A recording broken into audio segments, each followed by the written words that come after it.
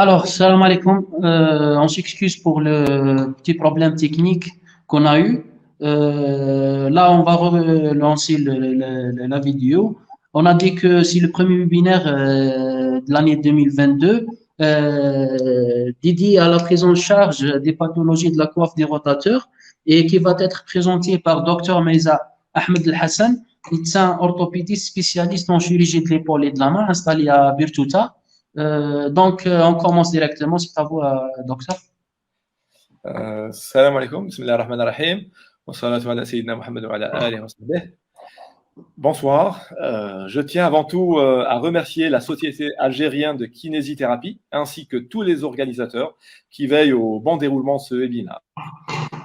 Depuis un an ou plus, je suis avec attention vos activités, une société très dynamique qui fournit un effort considérable dans la pédagogie et la formation des kinés. Alors, certes, cette pandémie a causé beaucoup de mal. En même temps, on a pu s'adapter et développer une nouvelle méthode de communication. La preuve, on est là ce soir, tous ensemble, à discuter, partager et échanger nos connaissances.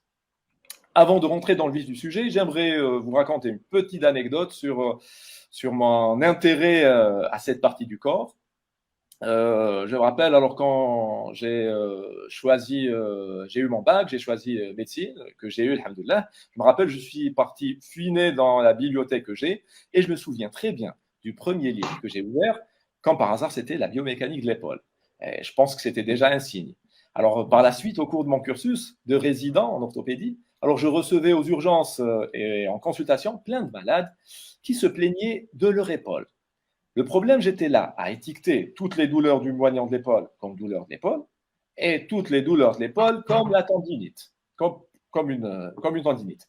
Et à l'époque, qui dit tendinite dit écharpe, repos, traitement anti-inflammatoire. Par contre, quand le patient revenait pour la persistance des symptômes, là, je me dis, je dois trouver une solution. Alors, je passe pour avoir un avis. On me conseille de l'adresser en kinésithérapie. C'est ce que je faisais, sans étiologie et sans protocole précis. Alors, jusque-là, il y avait moi et le patient, Nikona Haslin, et à partir de ce moment-là, je rajoute dans notre aventure le kiné, qui lui ne demandait rien. Alors je le mets devant un patient qui a mal et qui ne veut que retrouver une épaule indolore. Là, je me suis penché sur ce sujet et je me suis intéressé à cette partie du corps et c'est pour cela que j'ai choisi de vous parler de la prise en charge des pathologies de la coiffe. Alors, un sujet qui est très vaste et intéressant que j'ai résumé comme suit. L'objectif de notre présentation ce soir est de savoir diagnostiquer une douleur de l'épaule comme pathologie de la coiffe et de savoir poser la bonne indication, et cela au moment opportun, entre prise en charge médicale combinée à la kinésithérapie ou passer directement au traitement chirurgical. Alors, la pathologie de la coiffe reste complexe dans sa prise en charge, et cette complexité revient à la diversité des symptômes et des lésions anatomiques, et bien sûr aux doléances des patients. Alors cette image illustre bien notre pathologie, ce petit caméléon qui s'imprègne de son environnement et change de couleur selon la situation. Alors pareil, si on prend la même lésion tendineuse chez deux patients différents, tout va changer, des signes cliniques à la conduite à tenir. Alors pour rappel anatomique, la coiffe des rotateurs est formée de 4 muscles, le supraépineux, l'infraépineux, le subscapulaire et le petit rein, auquel il faut ajouter la longue portion du biceps. Alors, il s'insère sous la forme d'une nappe tendineuse continue adhérente à la capsule. Alors, l'épaule a besoin de grandes amplitudes pour orienter la main dans l'espace et une grande stabilité pour effectuer les gestes fins. Alors, la coiffe a pour rôle de stabilisation et de centrage de la tête. Elle est sollicitée 100 millisecondes avant le déclenchement du mouvement. Le but est d'équilibrer les forces antagonistes dans le plan horizontal et vertical. Alors, cette coiffe est surplombée par une voûte osséofibreuse incriminée dans le conflit sous-acromial. Alors, cette voûte est composée de l'acromion, du ligament acromio-coracoïdien, de l'apophyse coracoïde et du tendon conjoint. Alors, l'histoire naturelle tourne autour de 2 acteurs. On sent un muscle puissant qui est le deltoïde, plutôt élévateur du bras, et un groupe musculaire qui est la coiffe des rotateurs, plutôt stabilisateur de la tête humérale. Alors, un angle a été calculé, c'est le crucial shoulder angle. Plus il augmente, plus le deltoïde fera ascensionner la tête et sera à l'origine des tendinopathies. par un contact de la coiffe avec l'acromion, entraînant une inflammation de la bourse et, bien sûr, usure du tendon. Alors, la scapula assure 4 rôles. C'est une base stable à la tête humérale, participe à la mobilité de l'épaule, elle dégage l'acromion vers le haut pour éviter le pincement de la coiffe et point d'ancrage au muscle moteur. Chaque élément travaille en harmonie et fait en sorte que le mouvement se fasse d'une façon fluide, précise, sans qu'il y ait de douleur. Le contraire est connu sous le terme de dyskinésie de l'épaule. Alors, cela décrit les anomalies positionnelles ou de mouvement de la scapula. Alors, ces anomalies sont attribuées au dysfonctionnement des stabilisateurs de l'omoplate. D'ailleurs, depuis une dizaine d'années, l'attente s'est orientée sur ces dyskinésies et sur leur association avec le conflit sous-acromial. L'abduction est réalisée quasiment simultanément par une abduction de l'humérus et de la scapula, qui se latéralise avec une augmentation progressive de l'angle scapulo-huméral. Alors, c'est le rythme qui est utilisé lors des mouvements effectués sans charge et lorsque les structures anatomiques sont intègres. Alors, pendant l'élévation, l'humérus pivote sur la cavité glénoïdale par un mouvement de roulement et de glissement, c'est ce qu'on appelle le spine. La scapula pivote sur l'articulation acromioclaviculaire et la clavicule sur l'articulation sterno-costo-claviculaire. L'ensemble des pièces anatomiques est mobilisé par des muscles qui doivent travailler en concentrique et en synergie. Et dont les antagonistes doivent être relâchés pour permettre un mouvement de bonne qualité. Alors, par contre, dans les dyskinésies, il y a tout d'abord une adduction de la scapula, ce qu'on appelle l'inversion de la sonnette. Alors, le mouvement est associé à une légère abduction de l'humérus avec un angle scapulo-huméral qui s'ouvre.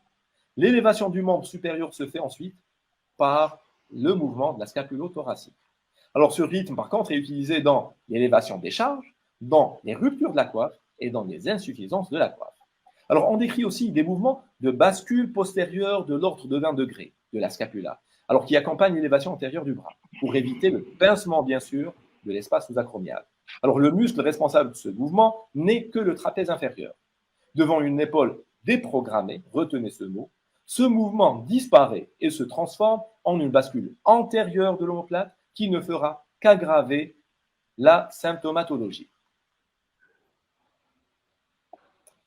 Alors, l'évolution naturelle de la coiffe des rotateurs se fait vers la détérioration tendineuse. Alors, ils ont établi pour chaque décennie une augmentation linéaire de la prévalence des ruptures de la coiffe.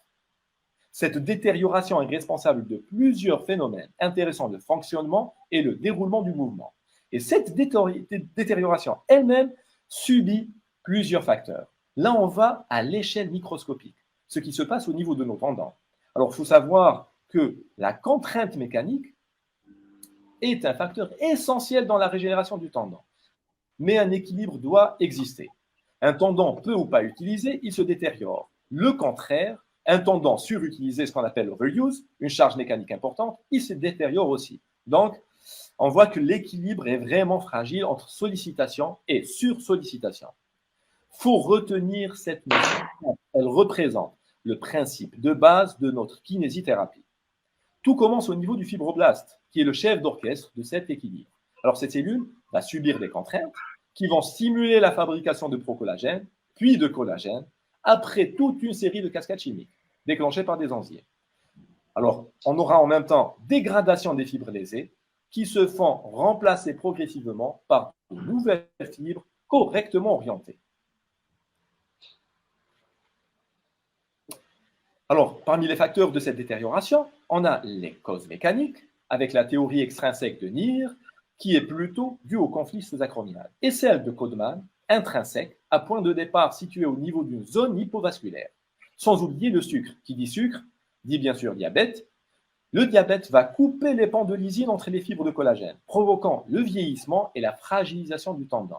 Il perd de son élasticité, il devient cassant et sera le siège de rupture. La cigarette, qui par une vasoconstriction chronique des vaisseaux, aboutira à une détérioration de nos tendons. Et sans oublier, bien sûr, le facteur génétique. Il y a des personnes qui sont plus exposées à avoir des ruptures de la coiffe que d'autres. Alors, cela va finir par un décentrage de la tête humérale, souvent en antéro-supérieur, avec diminution de l'abduction et de l'élévation antérieure du bras, ainsi qu'une rétraction des éléments postérieurs, à savoir la capsule postérieure et le deltoïde postérieur. Pour résumer tout ce qu'on vient de dire, alors on se retrouve face à un cercle vicieux qui commence par un déséquilibre des contraintes, usure microscopique puis macroscopique du tendon, douleur, décentrage de la tête humérale, inflammation de la bourse sous-acromiale, impotence, et ça va construire notre cercle vicieux. Maintenant, on va revenir à l'échelle macroscopique. Alors, selon que la lésion évolue en antérieur, plus précisément en antéro-supérieur. Alors, on commence par sentir une douleur au niveau de la face antérolatérale de l'épaule qui se projette le long du bras. À ce moment-là, la longue portion du biceps est incriminée. À ce stade, on est déjà devant un décentrage de la tête. Puis, la lésion évolue en antérieur, touchant le subscapulaire. Parmi les tests les plus spécifiques pour démasquer cette lésion, on fait le Beer-Hug test.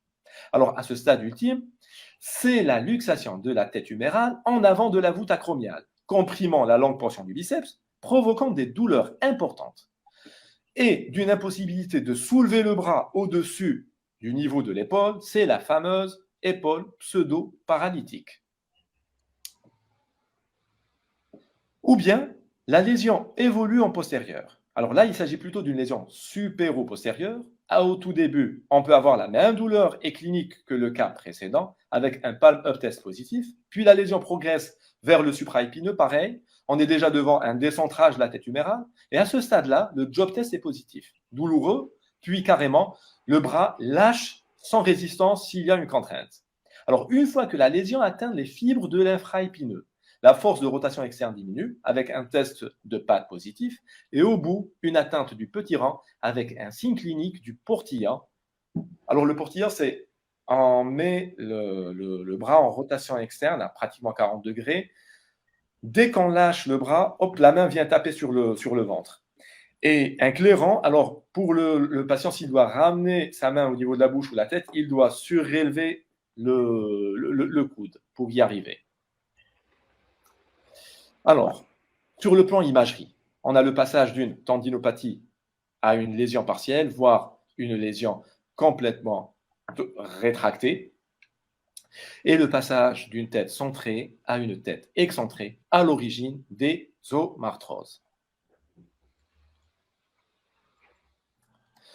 Alors, sur le tableau clinique, on peut classer les tendinopathies en tendinopathies non rompues, incluant les tendinopathies calcifiantes, et des tendinopathies rompues partielles, interstitielles, superficielles, profondes qui sont les plus fréquentes, et les ruptures transfixiantes. Une évaluation clinique s'impose. Toute douleur de l'épaule n'est pas synonyme de tendinopathie de la coiffe.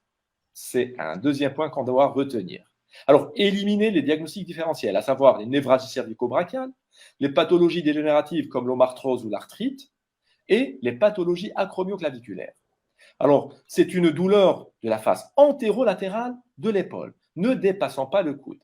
Alors, il faut définir la plainte du patient, faire la part des choses entre douleur, son intensité, la scorer selon l'échelle visuelle analogique, le manque de force, voire l'impotence totale. Préciser les habitudes du patient, sa profession, ses activités sportives, de loisirs, sa nutrition, voir si la douleur est nocturne ou pas, et s'il y a un retentissement sur son quotidien. Alors, pour ma part, je commence toujours par examiner le patient dévêtu, en lui demandant de faire une abduction, une rotation externe, une élévation antérieure, et puis je passe à l'examen passif. Patient en décubitus dorsal. Alors, pour éliminer toute compensation de la scapulothoracique, et qui peut souvent dévoiler pas mal de surprises. Alors, le patient, alors, mettez votre main en élévation antérieure, il peut atteindre les 180 degrés, mais une fois il est en décubitus dorsal, à peine s'il arrive à 150 degrés. Et ça, c'est important. Après, je passe au testing musculaire des différents muscles. Là, il y a une batterie de tests, mais je me contente des plus spécifiques. Alors, pour le bilan d'imagerie, l'exploration, alors, je me base premièrement sur une radiographie standard, face et profil de l'ami, couplée à une échographie, voire parfois d'emblée un arthroscanner ou une IRM selon les données de l'examen clinique. Et souvent, on doit bien sûr s'adapter à nos patients, à leur situation financière. Et bien sûr,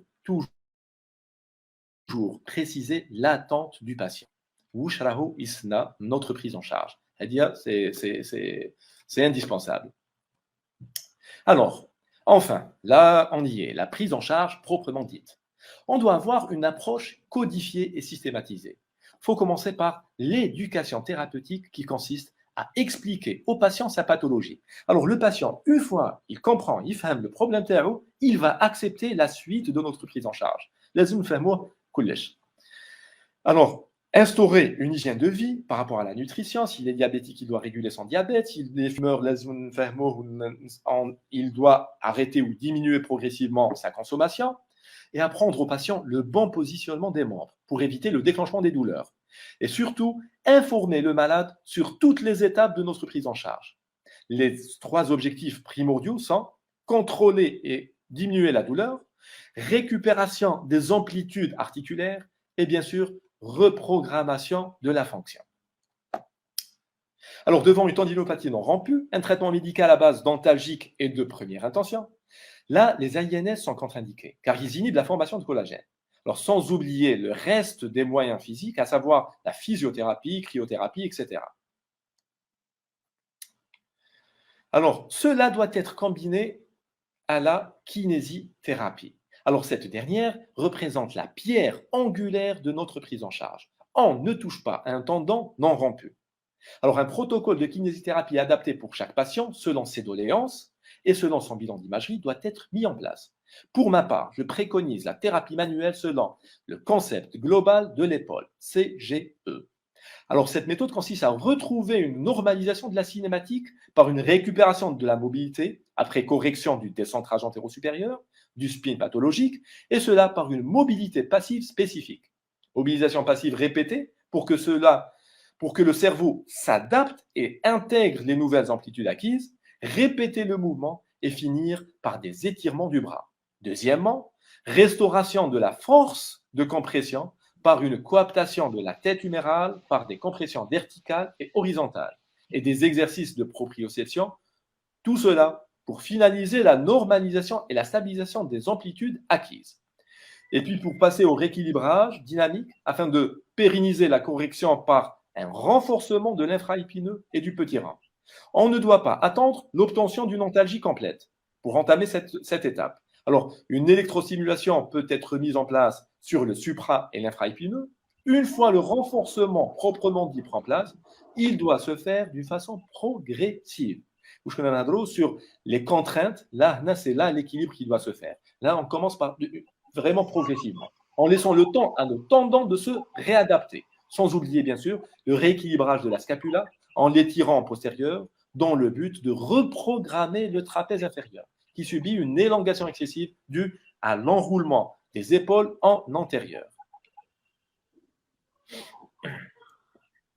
Alors là, pour corriger le décentrage, il faudra d'abord obtenir un relâchement de l'épaule par des techniques sédatives. Là, on voit bien qu'on est en train de mobiliser la scapulo-thoracique pour libérer les muscles périarticulaires. Les différentes techniques, le pansage, les vibrations, la pression, tout ça, on est en train de préparer notre épaule pour recentrer. Généralement, moi, je dis, quand j'écris un protocole, c'est le recentrage de la tête humérale. Là, on est en train d'étirer les éléments postérieurs, à savoir la capsule postérieure et le deltoïde postérieur, une mobilisation de l'acromioclaviculaire et des éléments antérieurs de l'épaule, un massage décontractant de tous les muscles périarticulaires, et bien sûr, un étirement du petit pectoral. Pourquoi? On va ouvrir l'espace sous-acromial et lever cette compression. Voilà. Alors, cette vidéo, par cette manœuvre, on cherche la présence d'un décentrage antéro-supérieur de la tête qui va limiter l'élévation antérieure du bras. Et remarquez la mimique du patient. Il appréhende, il a peur. C'est un stress parce que la douleur, elle va provoquer des contractions musculaires. Et les contractions musculaires, à la base, c'est une protection pour nous, pour notre épaule. On a peur d'atteindre le seuil où on va provoquer la douleur. Pareil, Alors, sur cette vidéo, on met en évidence la présence d'un spin pathologique, à savoir la perte du glissement antérieur de la tête sur la glène, provoquant une butée précoce de la grande tubérosité sous l'acromion dans les mouvements d'abduction.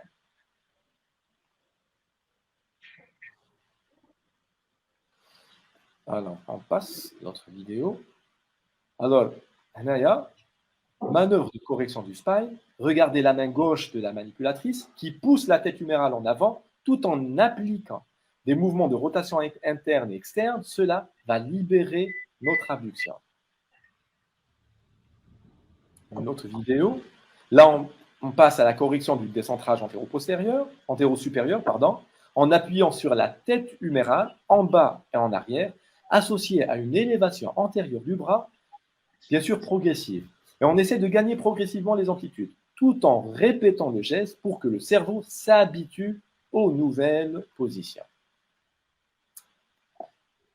Devant la persistance de la douleur, une infiltration éco-guidée sera faite, si présence bien sûr d'une bursite sous-acromiale. Et si pas d'amélioration malgré un protocole bien conduit, une bursectomie et acromioplastie sous arthroscopie est indiquée.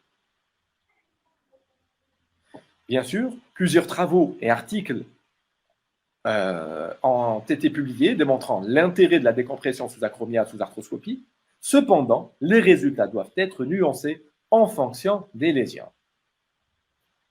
Alors, devant une tendinopathie rompue, notre prise en charge est la suivante. Alors, pour une épaule réparable, elle doit être souple, d'où l'intérêt d'une kinésithérapie préopératoire. Alors, les principes de la réparation c'est les principes de McLaughlin, c'est l'application du tendon sur le footprint, c'est la couverture du footprint, et cela sans tension. Le but, c'est d'obtenir une cicatrisation du tendon, importante pour stabiliser les lésions, même à un âge avancé. Alors, devant une coiffe non réparable, les critères sont espace sous-acromial intérieur à 7 mm, infiltration graisseuse au-delà du stade 2 de Goutallier, une atrophie musculaire qu'on va apprécier sur les coupes en Y à l'IRM, et bien sûr la rétraction tendineuse importante. Alors, il faut savoir qu'un muscle peut récupérer sa trophicité, mais malheureusement, il ne peut se défaire de sa dégénérescence graisseuse. Et là, je tiens à attirer votre attention sur ce point, car il reste décisif pour la suite d'une bonne prise en charge. Par contre, parce que beaucoup de malades, malheureusement, arrivent en consultation à un stade avancé où le pronostic fonctionnel est déjà engagé, une qualité médiocre du muscle, ainsi qu'une rétraction importante de la coiffe. Tout ça va jouer en défaveur du patient. Son intervention sera difficile, pareil pour sa rééducation.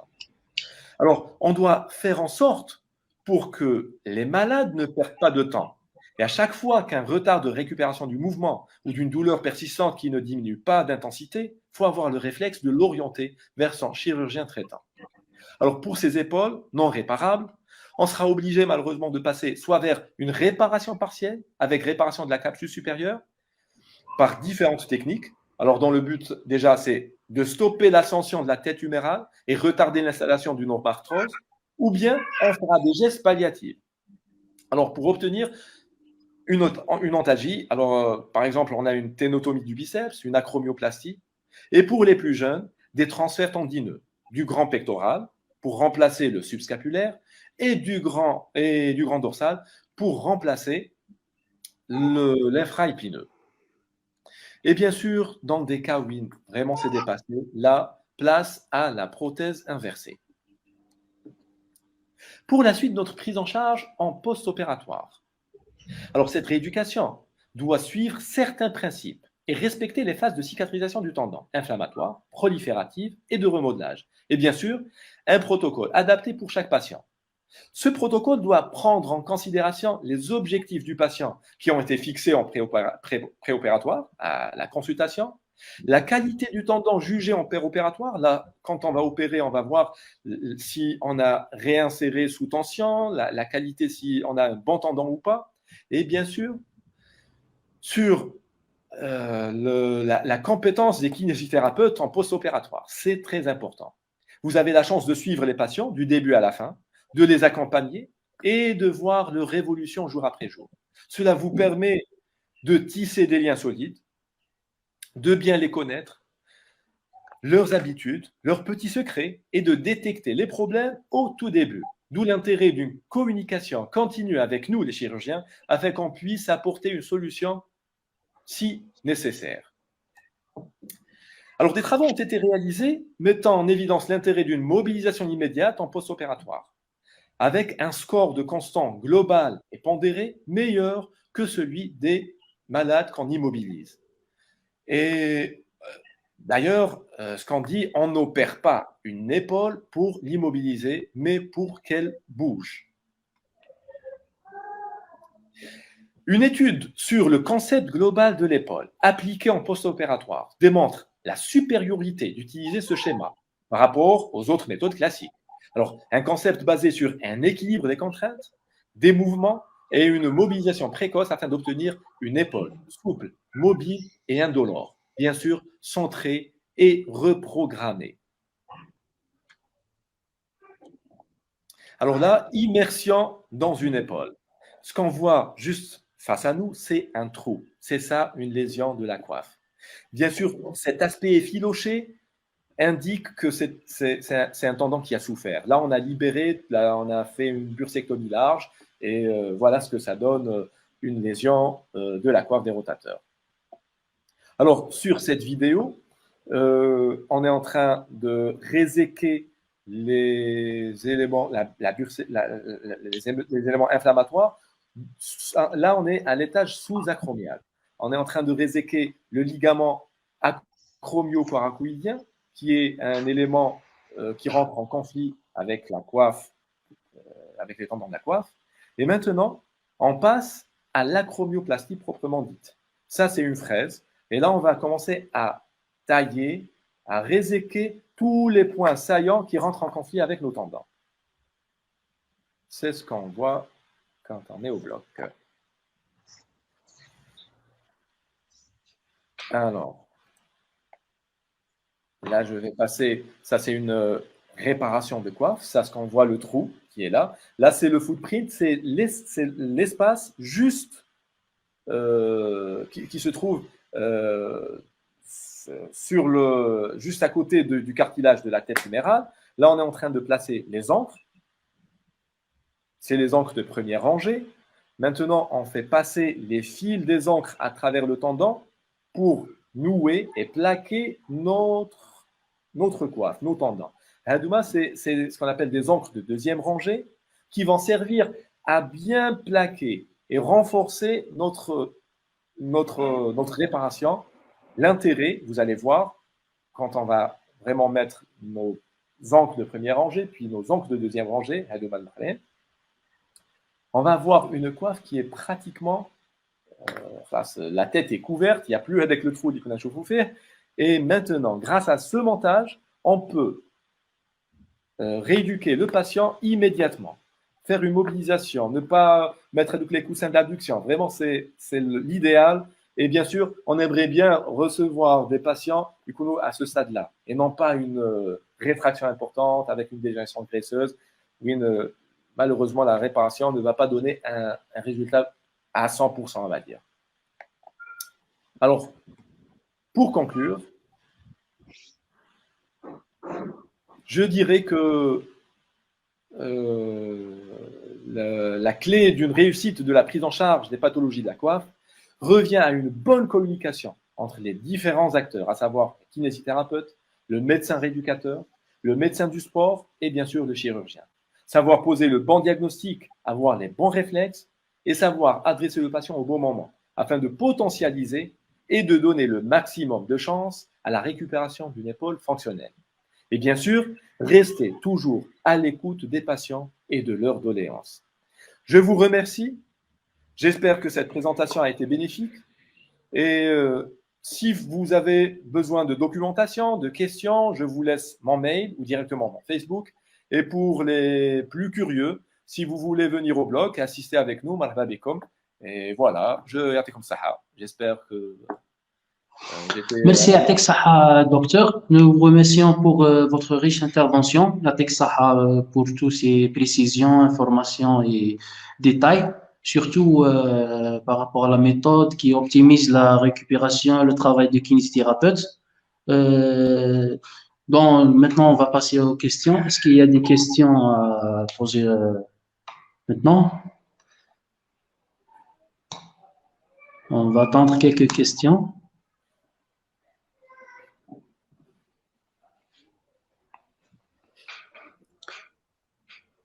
Là, j'espère que c'était au moins passionnant. Alors, docteur, on va commencer par la première question. C'est Monsieur Hafsi qui dit quel est l'impact métabolique sur l'évaluation de ces lésions et l'intérêt de l'immobilisation? Alors, l'intérêt de l'immobilisation, alors c'est on immobilise pour obtenir une cicatrisation. Alors, quand on répare une coiffe, avec le footprint, la zone qui est juste derrière le cartilage, on la prépare pour qu'il y ait un appel de sang. Et sur cette zone, oui, on va insérer notre tendon. Et bien sûr, l'immobilisation, elle va servir à le passage du collagène, le collagène de type 1, celui du tendon, pour qu'il passe et s'insère au niveau de l'os, laisse-nous une période. Donc, alors, il n'y a pas vraiment un consensus. On va dire, d'habitude, il y a des immobilisations jusqu'à 21 jours, voire 45 jours. Ça reste vraiment à l'appréciation du chirurgien au bloc. Mais la dernière vidéo que je vous ai montrée, on a vraiment bien inséré notre tendon sans tension, et avec une deuxième rangée qui a vraiment bien plaqué la réparation terna. Là, on n'a pas vraiment besoin d'immobiliser. Donc, ça reste à la carte. C'est les lésions des prénaums, la facilité de réinsertion au bloc, et bien sûr, l'IRM teni, la dégénérescence à le muscle. C'est les éléments qui vont juger sur une immobilisation, ou là une mobilisation directe, ou là une mobilisation aidée. Voilà. Je ne sais pas si j'ai répondu à sa question ou pas. Oui, oui. Par rapport à la première partie de la question concernant le métabolisme, j'espère revoir la question parce que là, j'ai pas la. Ouais, bon, c'est une autre question, Oui. toujours de Monsieur Hafsi. Bon, on va revenir à la première partie de la question. Quel est l'impact métabolique sur l'évolution de ces lésions? L'impact métabolique. Alors, l'impact métabolique. Je ne sais pas exactement qu'est-ce qu'il veut dire par l'impact métabolique.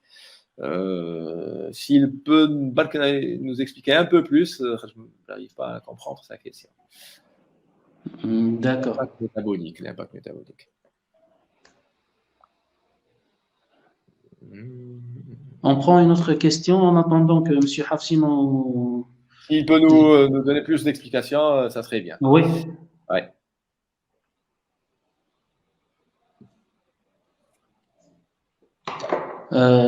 Par exemple, le diabète, c'est ça. Ah oui, le diabète. Alors, déjà, le diabète, alors, le diabète, il va couper les pans de lysine. Alors, les fibres de collagène, il y a des pans de lysine. Alors, quand les pans de lysine Hadouk sont coupés, qu'est-ce qu'il va y avoir? La perte de l'élasticité à le tendon. Alors, il va perdre de son élasticité. Quand il va devenir dur, automatiquement, il va se rompre. Hadia wahda. Deuxièmement, le diabète, qu'est-ce qu'il va faire? Il y aura un apport qui n'est pas un bon apport en sang pour les vaisseaux les tendons terna, donc ils seront hypovascularisés, ce qui va les fragiliser. Pareil pour la cigarette, par une vasoconstriction, les vaisseaux ils vont se rétrécir. Cela se fait bien sûr à moyen et à long terme. Donc, ce n'est pas un truc immédiat. Souvent, avant d'opérer un patient, il doit passer voir son diabétologue. Si le diabète n'est pas réglé, il doit régler son diabète. Je l'incite à arrêter la cigarette. Ça, c'est vraiment primordial. Surtout la cigarette, pour un fumeur, laisse-moi ça. Si on veut obtenir une bonne cicatrisation, ces deux-là, la cigarette, et le diabète doit être réglé. Voilà. Alors, D'autres questions? une autre question, c'est par rapport à la technique. C'est quoi cette technique utilisée dans La technique technique de chirurgicale? la technique Technique chirurgicale. chirurgicale. Ouais. Alors, la technique chirurgicale. Alors, إذا تحب نعاود نولي واقيلا la vidéo, نشوفوها Ouais, et je comme vais la. vous voulez. Oui. Ouais. Alors, tac. نعاود نولي الاسمو. Alors, باش راكم تشوفوا le curseur تاعي هنايا. Ouais. هذه la zone, cette zone là, c'est ce qu'on appelle le footprint. هنايا on va râper. C'est ça où le tendon لازم ينسحب. Et le trou qu'on voit en blanc, genre un croissant, c'est ça notre tendon. Là, on est en train de mettre des ancres. Les ancres, c'est quoi? C'est des points d'ancrage, l'os, des fils. Alors, les fils, on va les faire passer à travers les tendons. On va les suturer, on va mettre des nœuds. Voilà, on est en train de mettre des nœuds pour plaquer. C'est ça les principes de McLaughlin pour les réparations, c'est de plaquer le tendon, c'est-à-dire que la zone, on l'a préparée, on l'a fraisée. Et maintenant, ce qu'on voit, la vis blanche qu'on est en train de la insérer, ça, c'est des encres de deuxième rangée. Les encres de deuxième rangée, qu'est-ce qu'ils vont servir à quoi? Le fil, tu as les encres de première rangée, en distal, un peu plus loin que ceux de la première rangée, on les insère, on va bien plaquer et renforcer la réparation terne. Alors, un malade, quand on le répare à cas, je ne vais pas l'immobiliser. Il va passer directement par une mobilisation passive, une mobilisation passive active aidée. Et vraiment, on peut gagner en mobilité pratiquement à 2 mois. Le patient, déjà, il a une épaule qui est souple, qui est, on peut dire, actif à 50-60%. Alors, je sais pas que... Alors, docteur, on a une autre question. On va commencer partie par partie. Le rôle biomécanique du biceps à l'épaule et quels sont les effets secondaires de sa ténotomie? D'accord. Alors, le rôle biomécanique du biceps, il n'a pas. Alors, jusqu'à maintenant, à chaque fois, chez Rolo. Alors, il y a des articles qui disent qu'il est stabilisateur de la tête. Et on a d'autres études biomécaniques où ils disent que, bon, il n'a pas vraiment un rôle dans la stabilisation de la tête ou dans l'abaissement de la tête. Maintenant, il n'y a vraiment pas un consensus sur ça. Et la ténotomie. Alors, on a une conduite. Chez les personnes jeunes, et oui, ils ont un travail manuel. Souvent, on fait des ténodèses. Qu'est-ce qu'on va faire? On va couper l'ambiceps, bien sûr, quand il est inflammé et symptomatique. Quand il est inflammé et symptomatique, on rentre, on va aller voir notre biceps, on va le trouver inflammatoire, rougeâtre et tout. On va faire chez les jeunes, je dis bien chez les jeunes et travailleurs de force, on va le ténodéser. Je vais le ténodéser vraiment sur la gouttière de l'humérus. D'accord? Et chez les personnes, on va dire, plus ou moins âgées, chez les femmes âgées, on va le ténotoniser, on va le couper et on va le laisser glisser dans sa gouttière. Le risque, il n'est pas très important. Le risque est surtout esthétique. C'est quoi? C'est ce qu'on appelle le signe de Popeye. Et vous voulez, on a une petite boule qui m'a Popeye, avec les biceps, c'est ce qu'on va avoir, mais sans gravité. Voilà. La deuxième partie de la question, le rôle biomécanique capital du petit rond et le retentissement fonctionnel lié à son absence. C'est par rapport au petit rond. Le petit rond, c'est un rotateur externe. Alors, l'infraépineux est rompu. Et d'ailleurs, c'est bien, un point important. Chez les jeunes, devant une rupture post-traumatique chez les jeunes, là, on ne va pas attendre. Une réparation rapidement. Les ruptures post-traumatiques, il y a une dégénérescence graisseuse importante. C'est à l'infraépineux et à le subscapulaire. On doit les prendre en charge chirurgicalement d'une façon rapide.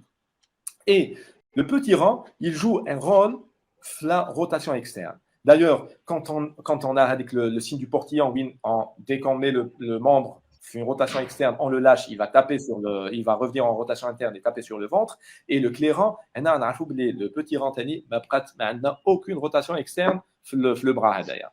C'est le rôle biomécanique. Oui. On passe à une autre question. C'est par rapport au temps de cicatrisation des tendons. On commence quand la rééducation? Alors, pour être précis, alors classiquement, on est entre 20 à 45 jours d'immobilisation. C'est, on va dire, le classique. D'accord? Mais avec la méthode que j'applique, Anaya, le concept global de l'épaule, et selon la qualité de la réparation. Quand je reçois un patient, oui, son tendon n'est pas très rétracté. Sa dégénérescence graisseuse ne dépasse pas le stade 2 de Goutallier.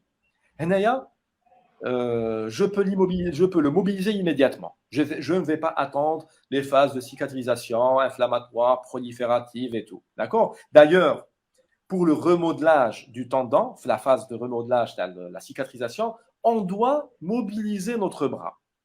La mobilisation, elle va aider au remodelage et à la cicatrisation.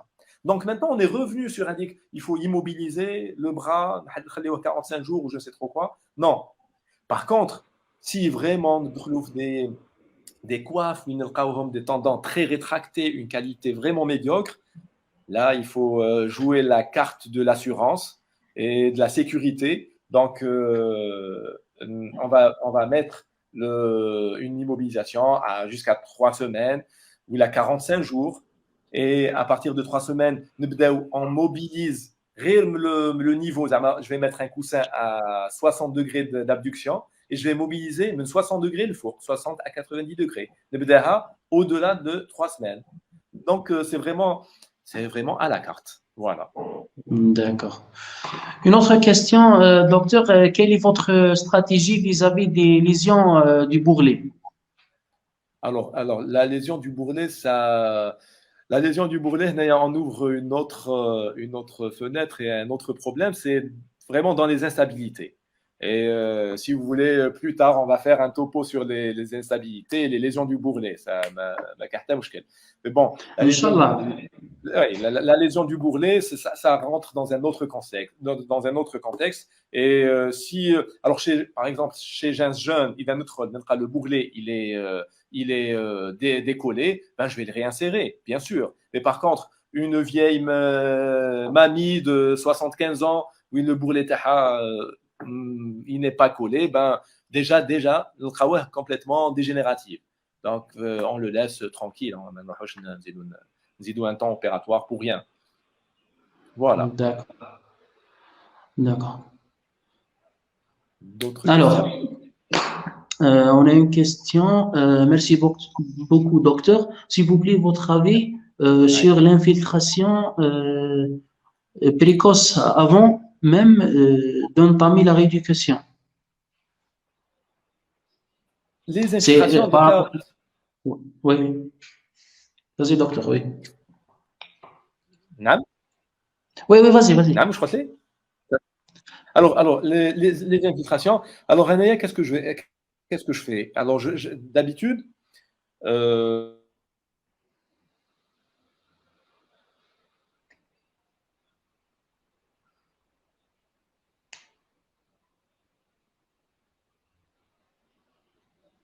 pour ce patient. Il va commencer sa rééducation. Alors, si je vois que l'évolution, la douleur cesse et elle s'améliore. S'il vous plaît, parce qu'on a eu un problème de connexion, est-ce que vous pouvez répéter la répétition de la réponse dès le début? Parce qu'on a eu un problème de son. D'accord, je vais on s'excuse. Hein. Alors, pas de souci, on est là pour ça d'ailleurs. C'est l'intérêt quand même de cette présentation. Et alors, qu'est-ce que j'étais en train de dire? Alors, Anaya, personnellement. Alors, les malades, quand ils viennent, voilà, ils ont une douleur, je l'examine, je fais un bilan, on me dit la lésion headache, ok. Alors, je vais mettre un protocole qui est le concept global de l'épaule, adapté pour ce patient, ou un traitement antalgique, des antalgiques, paracétamol, ou du paracétamol codéiné, de la cryothérapie, où je vais le suivre. Alors, si la douleur, la kiné, va se réduire et s'améliorer, je ne vais pas infiltrer.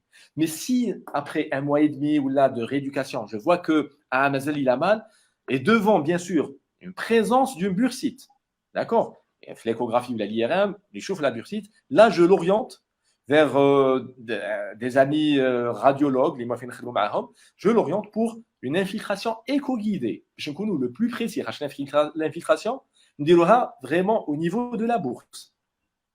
D'accord? Et à partir de là, bon, je l'oriente pour qu'il continue sa kiné. C'est ce que je fais par rapport à les infiltrations. Donc, les infiltrations, tu as 2, 3, 4 infiltrations, c'est trop, ça fragilise, ça tue quand même le tendon. Donc, il faut vraiment aller mollo avec les infiltrations.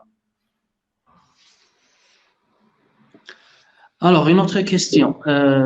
Quand on reçoit des malades en phase douloureuse, ça ne nous permet pas de faire la thérapie manuelle et le concept global de l'épaule. Est-ce que quand même on insiste ou bien on commence par des séances de physiothérapie? Non, Madame Boukhalfa. on peut commencer par des séances de physiothérapie, de cryothérapie. Alors, le patient, il doit vraiment être complètement relâché, rassuré.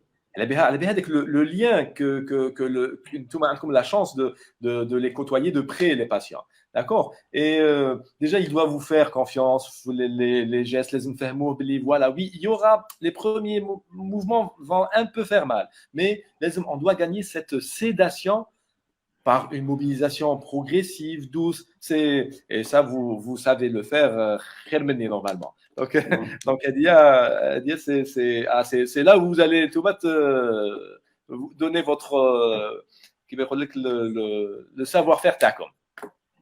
Oui. Oui, je vais comprendre. Alors, on passe à notre question, Dabib. À propos de la rééducation kinésithérapique, y a-t-il une contre-indication après l'opération? Une contre-indication à la kinésithérapie? Oui. Non, au contraire, je l'ai dit. Alors, après une intervention, on doit faire bouger l'épaule. On doit la faire bouger. Le seul cas où on immobilise, on laisse que ça prend un peu, que ça cicatrise avec, c'est dans les coiffes qui sont vraiment détériorées.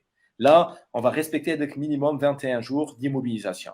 Mais même avec ça, on doit toujours, dès les premières semaines, on doit surveiller le bon positionnement qu'a le membre, on doit faire des massages décontractants par rapport au tronc axial, les élévateurs de l'omoplate, les rhomboïdes, on doit faire bouger le coude tana, le poignet, tout ça, on ne doit pas l'oublier. On ne doit pas rester focalisé sur la coiffe. C'est-à-dire en post-opératoire. Hein. Donc, on a toujours quelque chose à faire avec le patient. Et déjà, avec ça, en attendant, si on décide d'une immobilisation pendant 21 jours, les 21 jours, on doit faire attention pour qu'il n'y ait pas une raideur du coude, une raideur du poignet, rassurer le patient, vérifier l'installation, l'immobilisation, tout ça doit se faire. Et même, qui m'a fait le concept global de l'épaule, si on immobilise une épaule pendant 21 jours, et donc les 21 jours, on va mettre des électrostimulations sur le supraépineux, sur l'infraépineux, le deltoïde postérieur, pour le préparer, qui m'a à obtenir une mobilisation passive ou pas active aidée. Et qu'on a déjà des muscles qui sont un peu renforcés. L'intérêt. Donc, il n'y a pas de contre-indication. Non. Très bien. Il y a quoi faire. Toujours, il y a quelque chose à faire. Donc, on passe à une autre question. Devant un malade âgé qui présente une rupture de la coiffe, le médecin n'a rien précisé. Est-ce que la chirurgie est la seule solution pour récupérer la mobilité active et pour céder surtout la douleur? Et est-ce qu'on prescrit le repos et l'immobilisation avec un écharpe ou bien il faut privilégier le mouvement? Merci beaucoup. D'accord. Alors, devant les patients âgés. Alors, devant un patient âgé, il y a une rupture de coiffe. Maintenant, l'attente du patient. Qu'est-ce qu'il veut de notre prise en charge. Alors, s'il veut avoir une mobilité et une force, là, je pense qu'on doit quand même tenter une réparation. Mais s'il veut qu'une antalgie, mais j'ai envie d'avoir une épaule qui me fait pas mal, mais même si j'ai pas de force le mouvement, mais il faut faire la part des choses. Et là, s'il veut vraiment avoir une force avec, on va aller quand même essayer de réparer sa coiffe. Même les dernières, le dernier congrès de la SFA 2015, si je ne me trompe pas, pratiquement il n'y a pas de limite d'âge. Maintenant, même à 70 ans, à 75 ans, on doit opérer devant un patient qui est demandeur. D'accord. Et l'immobilisation, c'est selon l'état de notre coiffe et selon le stade dégénératif. Ça reste après, c'est des indications bien précises. Exactement. Alors, on passe à une autre question. Les anti-inflammatoires non stéroïdiens dans la tendinopathie des rotateurs de la coiffe sont-ils des contre-indications absolues ou relatives? Merci pour le bon choix du thème et bonne continuation, Dr Ahmed. Je vous remercie. Alors, pour les anti-inflammatoires, je le précise, c'est une contre-indication formelle. Les anti-inflammatoires, ils vont bloquer la régénération telle les fibres de collagène. Donc, si on va donner des anti-inflammatoires, on va bloquer la cicatrisation. Eh bien, il ne faut pas donner d'anti-inflammatoires. Voilà, je pense que c'est assez clair.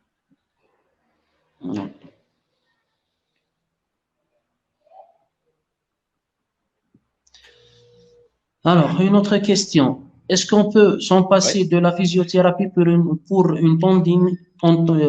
Est-ce qu'on peut s'en passer de la physiothérapie pour une tendinite de l'épaule douloureuse? Oui, on peut. La tendinite, c'est quoi? Alors, la tendinite, c'est si on va aller chercher, on va trouver qu'il y a un décentrage de la tête humérale. Alors, si on arrive à régler ce décentrage, à le corriger par une recentration de la tête humérale, si on va reprogrammer notre trapèze inférieur. D'ailleurs, ce matin, comme par hasard, j'ai lu un article tout récent, janvier 2022, sur les athlètes qui font du crossfit et qui présentent une douleur des tendinites de l'épaule.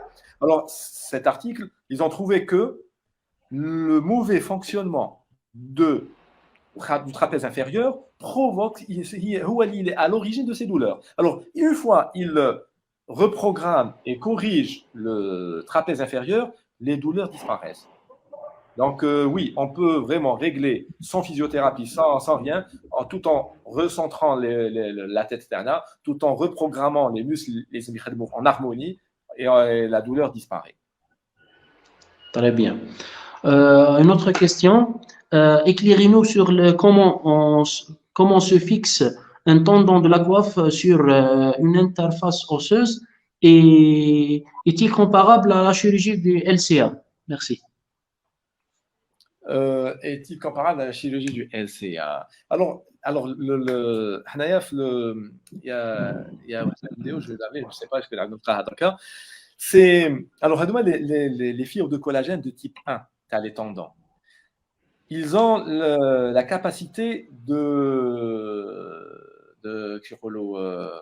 terme exact, de passer à travers les petits pores osseux, on va dire. Avec le footprint, avec la région où on l'a taillé le cartilage, où on a mis les encres. L'intérêt d'ailleurs, c'est que les fibres de collagène, les tendons tawana, ils vont s'insérer et s'enraciner à l'intérieur. Ça prend un peu de temps, mais le bon Dieu a fait que le tendon, il s'insère, il s'enracine et l'intestin, elle se reforme.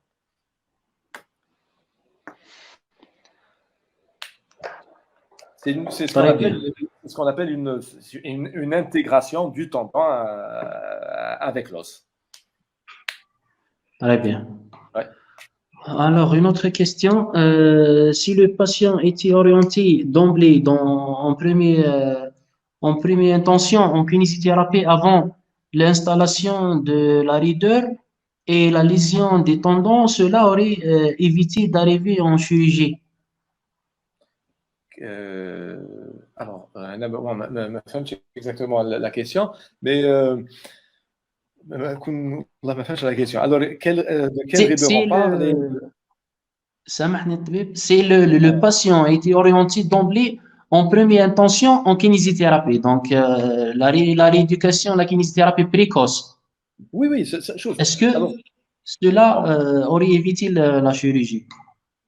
parfois, oui, on peut éviter la chirurgie. Alors, une tendinopathie ne veut pas dire automatiquement chirurgie. Au contraire. Alors, les patients, لازم يجوزوا en kinésithérapie. Il y a un réglage et une reprogrammation de la scapulothoracique, de la gléno-humérale, de les muscles تاعنا. Ils vont nous aider à régler le problème de la tendinopathie. Alors, s'il y a, par ce décentrage, on a un pincement de l'espace sous-acromial qui va faire conflit, qui va, d'atteindre la tendinopathie, puis la rupture à long terme. Avec la kinésithérapie, on peut régler ça. Et l'intérêt, même pour la chirurgie, même quand le malade doit se faire opérer, on n'opère pas un malade حتى تكون l'épaule تاعو souple. Donc, automatiquement, je fais mon examen, je vois que même le malade, si je dois l'opérer, il manque quelques degrés d'amplitude, surtout pour l'élévation antérieure et la rotation externe. Là, j'adresse le patient à la kinésithérapie pour avoir une épaule qui est complètement souple. Donc, le passage par le kinésithérapeute, icône. D'accord. Donc, à préciser que c'est l'importance du diagnostic et la communication entre le kiné et l'orthopédiste, parce que là, pour tracer des objectifs avec le patient, il faut savoir où on va avec le patient. Est-ce qu'on a un objectif de la guérison ou bien la préparation, parce qu'il y a de la kiné préopératoire ou bien. Donc, c'est l'importance du diagnostic. Alors, l'importance du diagnostic, premièrement, de la demande du patient, deuxièmement, et troisièmement, c'est il faut toujours communiquer. Mais vraiment, j'aime bien communiquer, j'aime bien parler. D'ailleurs, à chaque fois quand j'adresse un patient vers un kiné, j'essaie de le contacter, de l'appeler par téléphone ou là, je lui explique le malade, ce que j'ai trouvé. Voilà l'objectif. On va essayer pour ce malade avec de la kiné d'éviter la chirurgie. On lui donne ses chances. Par exemple, j'attends jusqu'à 3 à 4 mois si vraiment il n'y a pas d'amélioration. Là, je pense qu'on va discuter d'un traitement chirurgical. Mais je donne toujours la chance pour éviter, sauf dans les post-traumatiques et chez les jeunes. Anaya, non. Anaya, il faut aller rapidement parce qu'une rupture post-traumatique, c'est une dégénérescence très rapide. Mais non, on doit discuter. La communication, d'ailleurs, c'est la clé de la réussite de notre prise en charge. On est tous concernés. Le radiologue, de belles images, de belles coupes, le médecin, avec votre savoir-faire, لازم نكونوا كامل كما يقول لك synchronisés pour donner une meilleure prise en charge. Voilà. Une autre question, Tabib, vous en pensez quoi des injections de PRP pour les tendinites? Alors, franchement, les PRP maintenant, c'est à la mode. Les PRP, il y a des personnes qui sont pour les PRP, des articles qui disent que oui, ça donne, ça. Il y a des personnes qui sont contre les PRP, qui disent que ça ne donne pas. Franchement, pour l'instant, c'est nouveau. C'est pas encore codifié, qui m'a les hal. Donc on attend, et s'il y a d'autres études avec des séries plus importantes, pour l'instant, là, je reste un peu sur ce point, pas sceptique, mais je me prononce pas, on va dire. Là, je le fais pas, là, je ne le fais pas. Je reste, mais je suis à classique, on va dire. D'accord. Une autre question, quelle est votre opinion sur ce que certains chirurgiens recommandent aux kinés au renforcement des muscles abaisseurs qui sont décoapteurs, alors que c'est le contraire. Et Euh, Nous devons les relâcher, les étirer et renforcer la coiffe dans son rôle de coaptation stabilisatrice. La question, s'il vous plaît. Stabilisatrice de la tête humérale, couplée au travail du fixateur de l'omoplate. Et ça sera la alors, dernière question. c'est vraiment l'intérêt du concept global de l'épaule. Ça, c'est un concept qui est tout nouveau. Donc, c'est tout le contraire. Alors, on ne travaille pas les abaisseurs, mais par contre, on essaie d'étirer et de relever la tête. On ne travaille pas la décoaptation, mais par contre, le recentrage de la tête. D'accord. Et on essaye, une fois que c'est centré, une fois que c'est réglé, on va travailler, bien sûr, la proprioception, l'acquisition de cette amplitude, l'acquisition de cette antalgie de l'épaule. La proprioception, elle va, on va dire, solidifier l'acquis. Après, on passe au renforcement de l'infraépineux et du petit rang, qui m'a que finaliser le tout. Donc, avec le concept global de l'épaule, il a ramené ce plus, cette nouveauté. Vraiment, il est en décalage avec les protocoles classiques qu'on a.